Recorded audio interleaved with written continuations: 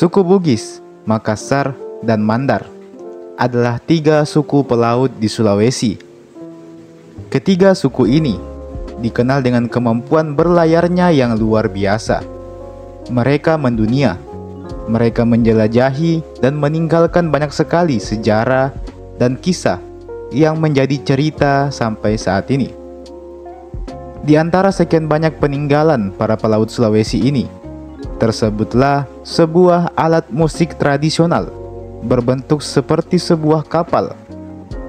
Alat musik ini dibuat dengan sebatang kayu yang diukir membentuk seperti sebuah kapal.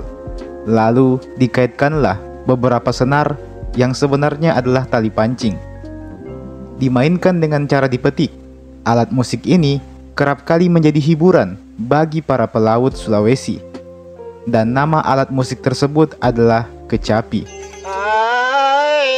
Ini gara sama na padar ina mapangyo jolau mana di daruna.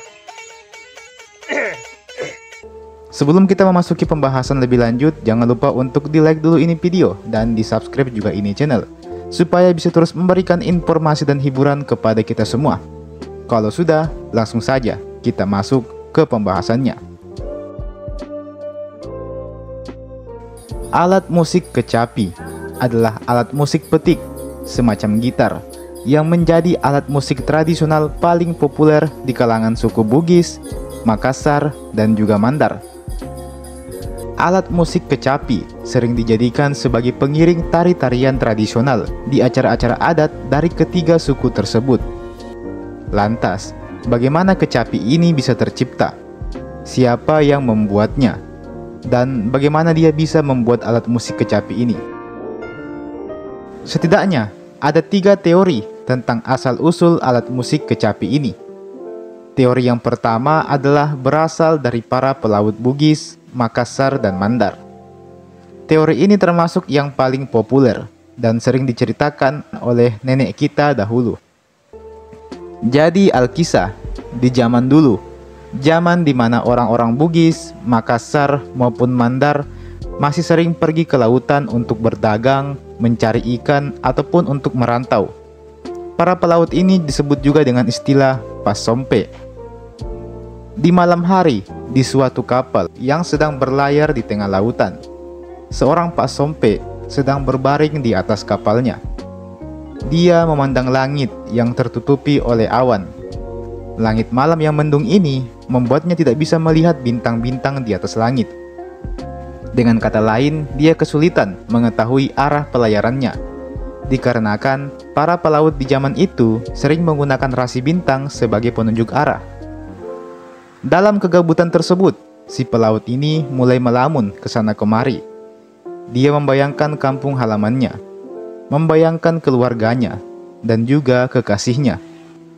Kerinduan itu membuatnya galau segalau-galaunya. Sampai ketika tali-tali kapalnya mulai tertiup oleh angin. Tiupan angin itu seperti menghasilkan bunyi-bunyi nada, yang kemudian menginspirasi si pelaut tadi untuk kemudian membuat sebuah alat musik untuk menghibur dirinya. Dia mengambil sebuah dayung, dan pada masing-masing ujung dayung tersebut diikatlah 2 buah tali pancing.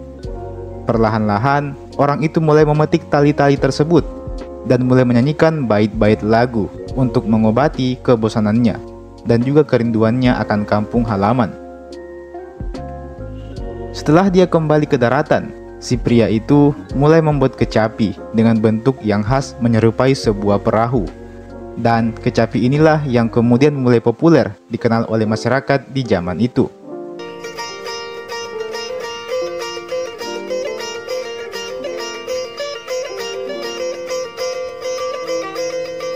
Sayangnya, nama dari orang yang pertama kali membuat kecapi tersebut tidak diketahui.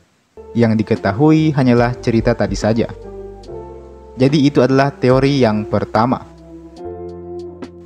Teori yang kedua menyebutkan bahwa kecapi adalah alat musik tradisional yang dibawa oleh para pelaut Cina.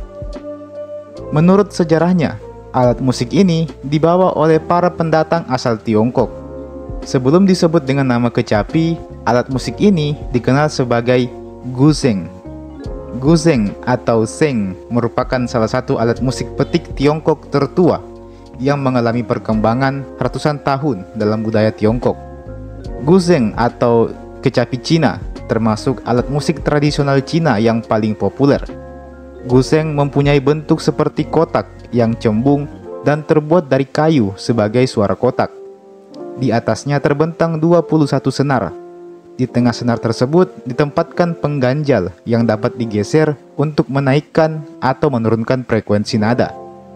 Senar-senar tersebut disetel pada nada pentatonis Cina yang terdiri dari nada do, re, mi, sol, dan la. Meski demikian, teori kedua ini kurang populer dibandingkan dengan teori yang pertama. Mungkin karena ceritanya kurang romantis dan mungkin juga karena orang-orang Bugis, Makassar maupun Mandar tidak menerima alat musik mereka dikait-kaitkan dengan alat musik dari negara lain. Teori ketiga dan yang terakhir justru mengatakan bahwa kecapi berasal dari tanah Pasundan, dari tanah Sunda di Jawa. Jadi ada pendapat yang menyebutkan bahwa alat musik kecapi berasal dari tanah Pasundan. Alat musik ini ditemukan dan diproduksi di wilayah Sunda. Diyakini juga, alat musik kecapi banyak memberi pengaruh pada perkembangan musik asli Indonesia hingga saat ini. Sejatinya, kecapi tidak hanya ditemukan di Sulawesi saja. Beberapa daerah lain di Nusantara pun juga punya jenis kecapinya masing-masing. Inilah yang kemudian melahirkan beberapa jenis kecapi di zaman ini. Tapi kita tidak akan membahas kecapi dari daerah lain tersebut. Kita hanya akan membahas kecapi khas dari suku Bugis, Makassar, dan Mandar ini.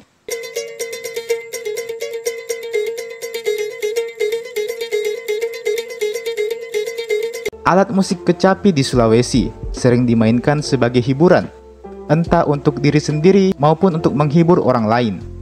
Kecapi juga sering dimainkan di acara-acara hajatan. Biasanya, si pemain kecapi akan menyanyikan syair-syair, kisah-kisah sejarah, dan petua-petua yang kadang juga diiringi dengan candaan yang menghibur tentunya.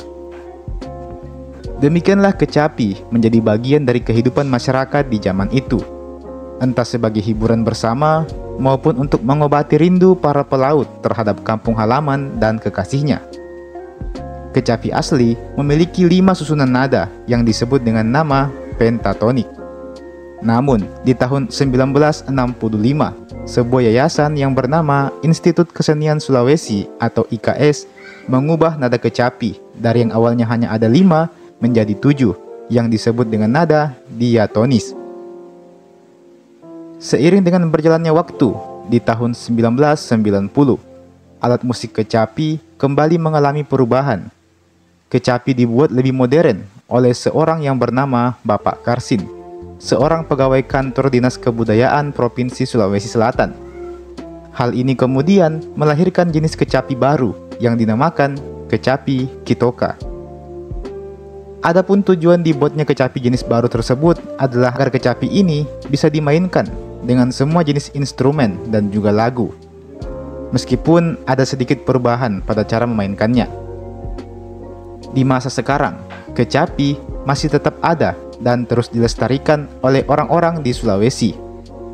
Meskipun mungkin kecapi yang ada sekarang bukanlah kecapi yang sama persis dengan bentuk awalnya, namun kisah, syair, maupun melodinya tetaplah sama dan bisa terus kita dengarkan sampai saat ini.